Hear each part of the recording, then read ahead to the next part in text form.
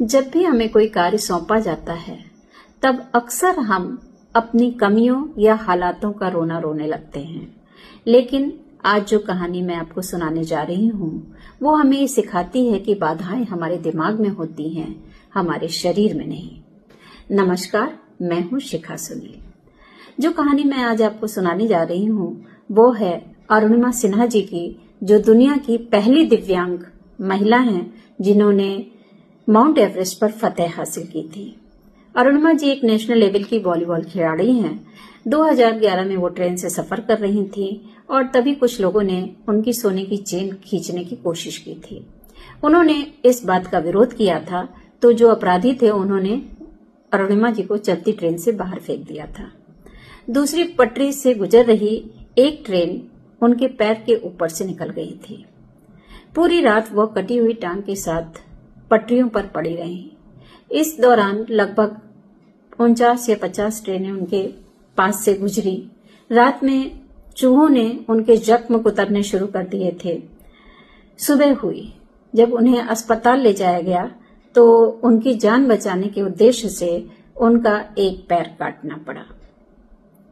जब अरुणिमा अस्पताल में थी तो बहुत से लोग उनके पास मिलने के लिए आ रहे थे, सहानुभूति व्यक्त कर रहे थे। आमतौर पर व्यक्त करते हैं कि अब ये बेचारी चल भी नहीं पाएगी, लेकिन अरुणिमा जी ने वही फैसला कर लिया था कि वह दुनिया की सबसे ऊंची चोटी माउंट एवरेस्ट पर चढ़ेंगी।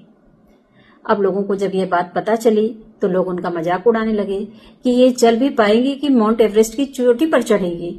इनका दिमाग काम नहीं कर रहा है, ये शायद समझ नहीं पा रही कि इन्होंने इतनी बड़ी प्रतिज्ञा कैसे कर ली।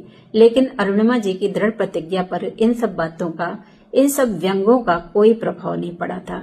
जब उन्हें अस्पताल से डिस्चार्ज किया गया, अस्पताल से वो बाहर आई तो वो अपने घर नहीं गई, बल्कि सबसे पहले घर जाने के बजाय वो एवरेस्ट विजेता बचेंद्री पाल से मिलने के लिए गई। बचेंद्री पाल जी ने उनसे कहा कि अरुणिमा, ऐसे हालात में एवरेस्ट चढ़ने का फैसला तुमने किया है, तुम तो अपने मन के अंदर एवरेस्ट फतेह कर ही चुकी हो, बस अब दुनिया को तारीख बताना बाकी है। नकली पैर के साथ चढ़ाई करना किसी नर्क से कम नहीं था। कई बार उनका पैर फिसल जाता, खून निकलता, लेकिन वह रुकी नहीं। लगातार अपनी चढ़ाई में व्यस्त रही, चाहे उनको कितने ही कष्ट क्यों नहीं मिले। 21 मई 2013 को उन्होंने वो कर दिखाया जो अच्छे भले लोग नहीं कर पाते। उन्होंने माउंट एवरेस्ट के शिखर पर भारत का तिरंगा लहरा दिया। हमारी मुश्किलें हमें कमजोर करने के लिए नहीं, बल्कि ये बताने के लिए आती हैं कि हम कितने मजबूत हैं।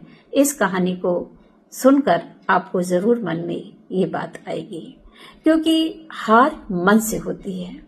अगर हमने अपने मन में मान लिया है कि हम हार गए हैं तो कोई भी ताकत हमको जिता नहीं सकती। और यदि हमने अपने मन में ठान लिया है कि हमको अमुक कार्य करना ही है, हमको विजयी होना ही है, तो शरीर की कोई भी कमी हमको आगे बढ़ने से रोक नहीं सकती। तो ये थी कहानी अरुणिमा सिन्हा जी की, जिन्होंने वो कर दिखाया जो अच्छे अच्छे लोग नहीं कर पाते। धन्यवाद।